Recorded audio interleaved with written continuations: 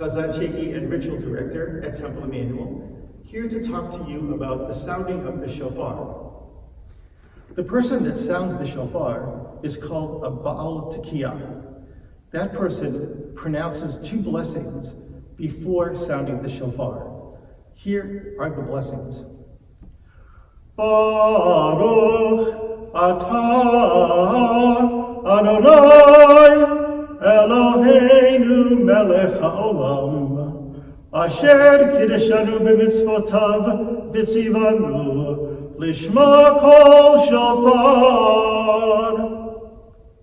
Baruch atah Adonai Eloheinu melech haolam Shehecheyanu v'kiyamanu v'higianu lazeman hazeh. There are 5 essential sounds for the sounding of the shofar. There's tekiyah, which is one long sound. This is what it would sound like.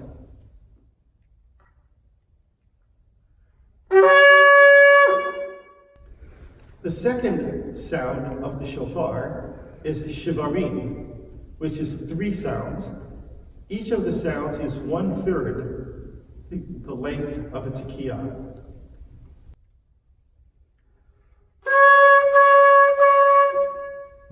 The next sound of the shofar is teruah, which is 9 sounds.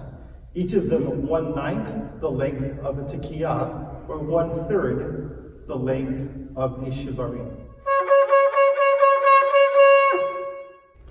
The last sound is what's called tekiyah gedolah, which is the long or great tekiyah. Many people sound the shofar as long as they possibly can for tekiyah gedolah, but the mathematical formula that the rabbis envisioned is really just 3 times the length of 1 tekiyah.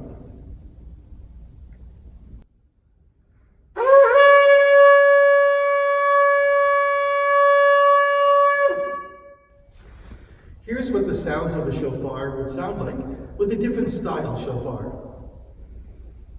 Tekiyah.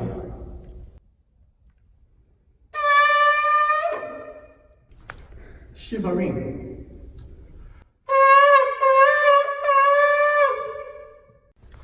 Teruah.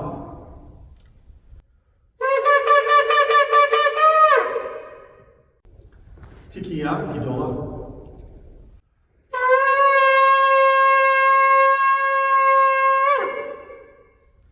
The word shofar originates from the Assyrian shaparu, meaning wild goat or ibex. It is the most frequently mentioned musical instrument in biblical literature, appearing 72 times. The first mention is at the Revelation at Sinai. The sounding of the shofar fulfilled both religious and secular functions.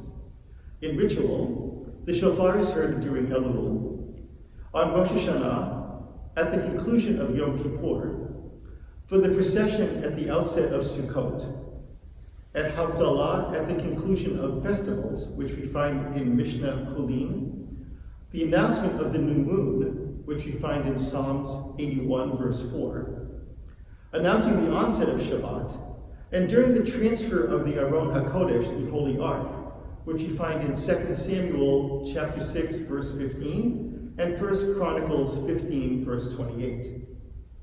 During the first and second Commonwealth, only Kohanim and Leviim were permitted to sound the shofar as Baalei Tekiyah. In the second realm, the shofar was heard as an instrument of war, the first reference being at Jericho. It was also used at the coronation of kings, which you find in 2 Samuel chapter 5, verse 10, and to announce the start of the Jubilee year. During the High Holy Days, the Yamim Noraim, silver trumpets were used to accompany the shofar. After the fall of the Second Temple, the use of those instruments ceased. For ritual purposes, no other instrument should accompany a shofar. However, for secular purposes, you can hear the shofar used in a number of modern-day musical settings. The shofar is sometimes used in Western classical music. For example, Edward Elgar's oratorio, The Apostles, includes the sound of the shofar.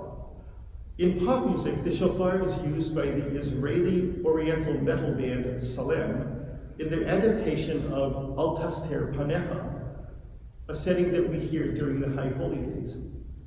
In the musical Godspell, the first act opens with shofar in preparation for singing, "Prepare ye the way of the Lord." I would add to this list Benji Elwin Schiller's setting of the Song for Thursday, Harninu Ladonai, and Charles Osborne's oratorio, Kings and Fishermen. A shofar is made from the horn of any kosher animal, with the exception of a cow. This is, of course, in reference to the incident of the golden calf. The Ashkenazim use a ram's horn in reference to the Akedah, while the Sephardim generally use the horn of an ibex or mountain goat. The present custom is that the shofar is curved and unadorned. This was not always the case. Reference is made to the effect that the shofar on Rosh Hashanah was straight, with gold at the mouthpiece, but on Yom Kippur it was curved and plain. Rambam notes that the shofar is curved to emulate the bent, humble, and contrite spirit of the Yamim Noraim. Also, the mouthpiece on the shofar must be natural, not artificial. It is never permitted for the inside of the shofar to be decorated, although it is permitted for the outside to have adornment. There is a custom that shofar be hidden just until it is heard for the first time. One explanation is that the ram, although already caught in the thicket, was not visible to Abraham until God revealed its presence. Another midrash is that Hasatan has been hearing the shofar each day of Elul and knows when Rosh Hashanah must be. However, since we don't hear the sound of the shofar on the last day of Elul, the Satan gets confused. He neither hears nor sees it when, by his calculations, it should be heard. By the time it is brought out and sounded on Rosh Hashanah, it is now too late for the Satan to cause misdeeds that he had planned for the children of Israel. Only the Baal Tekiah can say the brachot. There is a specific melody which you will hear chanted, which is the same as one recites when one recites Megillot. It is also important that the natural sound of the shofar be heard. When sounding the shofar, you must step away from any microphones before actually sounding the shofar. For more information and other texts regarding shofar, please visit the Temple Manual website.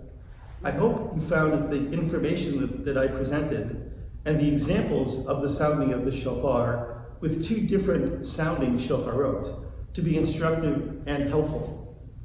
If you have any questions or would like to contact me directly, please contact me directly at Temple Manual. You may go to the Temple Manual website to find my email address or my direct line to my office. Wishing you in advance Shana Tova, Bria, Tova, Mituka, a beautiful, happy, healthy new year.